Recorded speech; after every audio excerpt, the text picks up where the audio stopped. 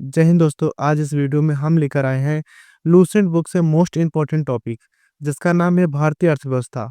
भारतीय अर्थव्यवस्था के अंतर्गत हमें 4 टॉपिक्स कवर करने हैं जो आगामी परीक्षा की दृष्टिकोण से महत्वपूर्ण है।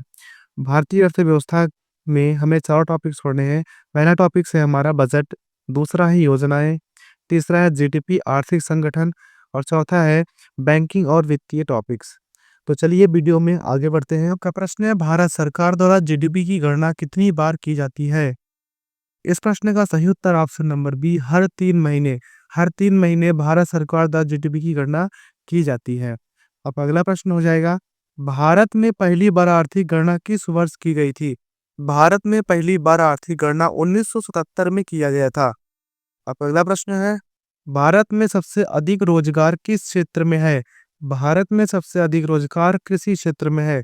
आपका अगला प्रश्न है, भारतीय योजना आयोग के पहले उपाध्यक्ष कौन थे? भारतीय योजना आयोग के पहले उपाध्यक्ष वीटी कृष्णमाचारी थे।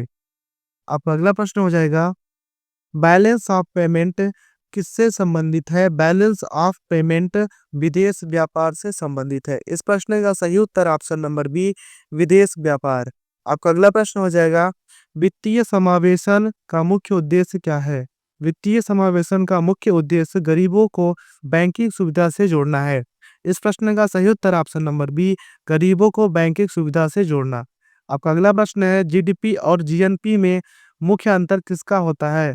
जीडीपी और जीएनपी में मुख्य अंतर विदेशों से प्राप्त आय का होता है। इस प्रश्न का सही उत्तर ऑप्शन नंबर सी, विदेशों से प्राप्त आय। आपका अगला प्रश्न है, भारत में नोटबंदी कब हुई थी? भारत में नोटबंदी 8 नवंबर 2016 को हुई थी। इस प्रश्न का सही उत्तर ऑप्शन नंबर बी, 8 नवंबर 2016। आपका अगला प्रश्न है, भारत में मुद्रास्फीति दर किस सूचकांक से मापी जाती है? भारत में मुद्रास्फीति दर डब्ल्यूपीआई और सीपीआई से मापी जाती है। इस प्रश्न का सही उत्तर ऑप्शन नंबर बी, डब्ल्यूपीआई और सीपीआई। आपका अगला प्रश्न है, सारथी योजना किससे संबंधित है? सारथी योजना स्टॉक मार्केट निवेश से संबंधित है। इस प्रश्न का सही उत्तर option number C, stock market निवेश। आपका अगला प्रश्न है, स्वच्छ भारत मिशन का आर्थिक पहलू क्या है? ऑप्शन ए औद्योगिकीकरण, बी रोजगार सृजन, सी पर्यटन को बढ़ावा, डी दोनों, बी और सी। इस प्रश्न का सही उत्तर हो जाएगा ऑप्शन नंबर डी, दोनों, रोजगार सृजन और पर्यटन को बढ़ावा। अगला प्रश्न हो जाएगा, उदय योजना किस क्षेत्र से जुड़ी हुई है? उदय योजना बिजली वितरण से जुड़ी हुई है। इस प्रश्न का सही उत्तर ऑप्शन नंबर सी, बिजली वितरण। आपका अगला प्रश्न हो जाएगा, मिनिमम सपोर्ट प्राइस एमएसपी किससे संबंधित है? इस प्रश्न का सही उत्तर ऑप्शन नंबर बी, किसान। आपका अगला प्रश्न है, भारत में कर सकल घरेलू उत्पाद अनुपात टैक्स जीडीपी रेशियो लगभग कितना है? इस प्रश्न का सही उत्तर ऑप्शन नंबर बी, 8 से 10%। आपका अगला प्रश्न है, भारतीय रिजर्व बैंक द्वारा निर्धारित रेपो रेट का प्रभाव किस पर होता है? इस प्रश्न का सही उत्तर ऑप्शन नंबर सी, बैंक ऋण दर पर। भारतीय रिजर्व बैंक द्वारा निर्धारित रेपो रेट का प्रभाव बैंक ऋण दर पर होता है। आपका अगला प्रश्न हो जाएगा, भूतल परिवहन और राजमार्ग मंत्रालय का बजट मुख्य रूप से किस पर खर्च होता है? भूतल परिवहन और राजमार्ग मंत्रालय का बजट मुख्य रूप से सड़कों के निर्माण पर खर्च होता है। इस प्रश्न का सही उत्तर ऑप्शन नंबर बी, सड़कों का निर्माण। आपका अगला प्रश्न हो जाएगा, गोल्डन क्वाड्रिलेटरल परियोजना किससे संबंधित है? गोल्डन क्वाड्रिलेटरल परियोजना राष्ट्रीय राजमार्ग से संबंधित है। इस प्रश्न का सही उत्तर ऑप्शन नंबर बी, राष्ट्रीय राजमार्ग। अब अगला प्रश्न है, भारत की राष्ट्रीय आय की गणना कौन करता है? भारत की राष्ट्रीय आय की गणना पहले सीएसओ करते थे, अब एनएसओ के द्वारा किया जाता है। अब अगला प्रश्न हो जाएगा, भारत में श्रम शक्ति लेबर फोर्स भागीदारी दर किस वर्ग में सबसे कम है? इस प्रश्न का सही उत्तर है ऑप्शन नंबर सी, शहरी महिलाएं। शहरी महिलाएं। आपका अगला प्रश्न है, भारत में प्रत्यक्ष कर कौन से हैं? भारत में प्रत्यक्ष कर आयकर और निगमन कर है। इस प्रश्न का सही उत्तर ऑप्शन नंबर ए, आयकर और निगमन कर। आपका अगला प्रश्न है, भारत में पहली पंचवर्षीय योजना का मुख्य उद्देश्य क्या था? भारत में पहली पंचवर्षीय योजना का मुख्य उद्देश्य कृषि विकास था। इस प्रश्न का सही उत्तर ऑप्शन नंबर बी, कृषि विकास। आपका अगला प्रश्न है, जीएसटी वस्तु एवं सेवा कर भारत में किस संविधान संशोधन के द्वारा लागू हुआ? जीएसटी वस्तु एवं सेवा कर भारत में 101वां संविधान संशोधन द्वारा लागू किया गया है। इस प्रश्न का सही उत्तर ऑप्शन नंबर बी, 101वां। आपका अगला प्रश्न हो जाएगा, भारत सरकार द्वारा नीति आयोग का गठन कब किया गया था? भारत सरकार द्वारा नीति आयोग का गठन 1 जनवरी 2015 को किया गया था। आपका अगला प्रश्न है, मेक मेक इन इंडिया योजना का मुख्य उद्देश्य क्या है? मेक इन इंडिया योजना का उद्देश्य भारत में विनिर्माण को प्रोत्साहन देना है। इस प्रश्न का सही उत्तर ऑप्शन नंबर बी, भारत में विनिर्माण को प्रोत्साहन देना। अगला प्रश्न है, किस वर्ष भारत में बीएसई बॉम्बे स्टॉक एक्सचेंज की स्थापना हुई थी? इस प्रश्न का सही उत्तर ऑप्शन नंबर बी, 1875। आपका अगला प्रश्न है, किस योजना के अंतर्गत गरीबों को 2 लाख तक का जीवन बीमा मिलता है? इस प्रश्न का सही उत्तर ऑप्शन नंबर बी, प्रधानमंत्री जीवन ज्योति बीमा योजना। प्रधानमंत्री जीवन ज्योति बीमा योजना के तहत गरीबों को 2 लाख तक का जीवन बीमा मिलता है। आपका अगला प्रश्न हो जाएगा, नीति आयोग में उपाध्यक्ष की नियुक्ति कौन करता है? नीति आयोग में उपाध्यक्ष की नियुक्ति प्रधानमंत्री जी करते हैं। इस प्रश्न का सही उत्तर है ऑप्शन नंबर बी, प्रधानमंत्री। आपका अगला प्रश्न हो जाएगा, भारत में मानव विकास सूचकांक एचडीआई किस संस्था द्वारा जारी किया जाता है?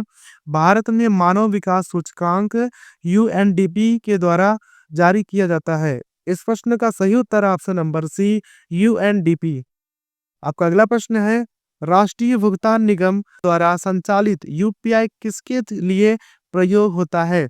इस प्रश्न का सही उत्तर ऑप्शन नंबर बी, डिजिटल भुगतान। आपका अगला प्रश्न हो जाएगा, राष्ट्रीय ग्रामीण स्वास्थ्य मिशन की शुरुआत किस वर्ष हुई थी?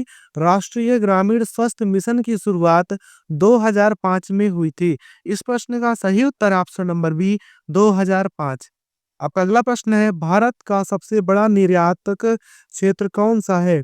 भारत का सबसे बड़ा निर्यातक क्षेत्र सूचना प्रौद्योगिकी है। इस प्रश्न का सही उत्तर ऑप्शन नंबर डी, सूचना प्रौद्योगिकी। आपका अगला प्रश्न हो जाएगा, भारत सरकार बॉन्ड का उद्देश्य क्या है? इस प्रश्न का सही उत्तर है ऑप्शन नंबर सी, सोने की भौतिक मांग को घटाना। सोने की भौतिक मांग को घटाना है। आपका अगला प्रश्न हो जाएगा, किस भारतीय राज्य ने सर्वप्रथम जीएसटी लागू किया था? इस प्रश्न का सही उत्तर हो जाएगा option number B, Assam. Assam भारतीय राज्य ने सर्वप्रथम जीएसटी लागू किया था। आपका अगला प्रश्न हो जाएगा, भारत में बेरोजगारी दर की गणना किस गठन द्वारा की जाती है? भारत में बेरोजगारी दर की गठन राष्ट्रीय सांख्यिकी कार्यालय एनएसओ के द्वारा किया जाता है। आपका अगला प्रश्न हो जाएगा, भारत सरकार की उदय योजना किसके लिए बनाई गई थी? भारत सरकार की उदय योजना बिजली वितरण कंपनियों के लिए बनाई गई थी। इस प्रश्न का सही उत्तर ऑप्शन नंबर बी, बिजली वितरण कंपनियों के लिए। आपका अगला प्रश्न है, भारत में बैंक बोर्ड ब्यूरो किस उद्देश्य से बनाया गया था?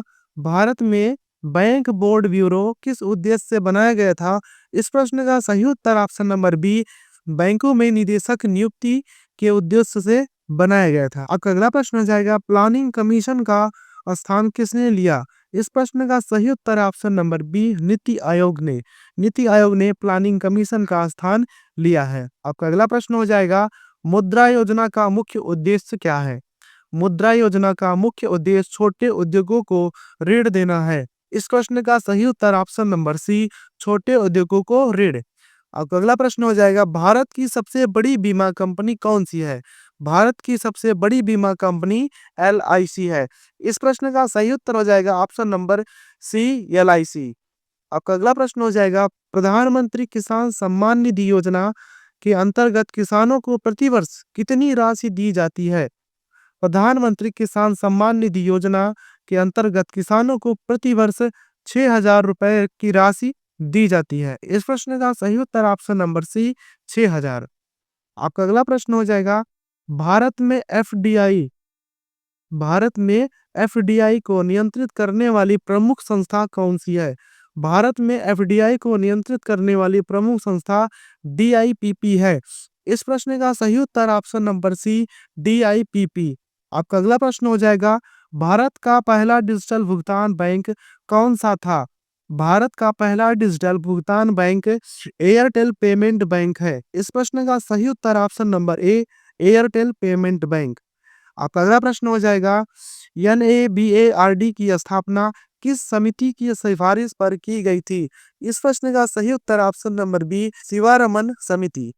आपका अगला प्रश्न हो जाएगा, भारत में सामाजिक न्याय के उद्देश्य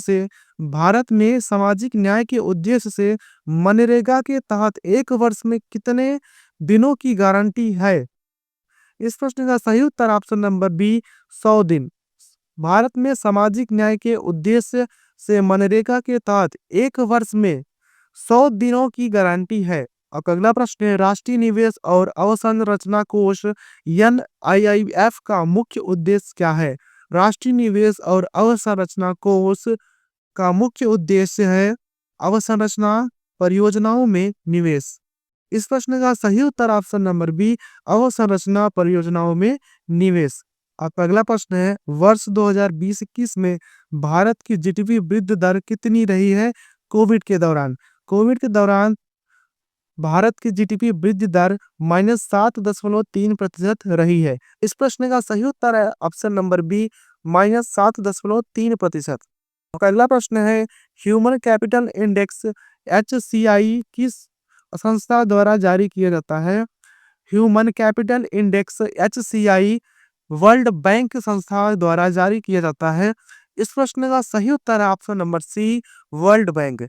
वर्ल्ड बैंक के द्वारा ह्यूमन कैपिटल इंडेक्स जारी किया जाता है। आपका अगला प्रश्न है, भारत में पहली बार डीमोनेटाइजेशन किस वर्ष हुआ था? इस प्रश्न का सही उत्तर ऑप्शन नंबर बी, 1978। अगला प्रश्न है, भारत में बीपीएल रेखा से नीचे जीवन यापन करने वालों की पहचान किस आधार पर होती है? भारत में बीपीएल रेखा से नीचे जीवन यापन करने वाले व्यक्तियों की पहचान आय स्तर पर होती है। इस प्रश्न का सही उत्तर ऑप्शन नंबर ए, आय स्तर। आपका अगला प्रश्न हो जाएगा, गुलाटी समिति किससे संबंधित थी?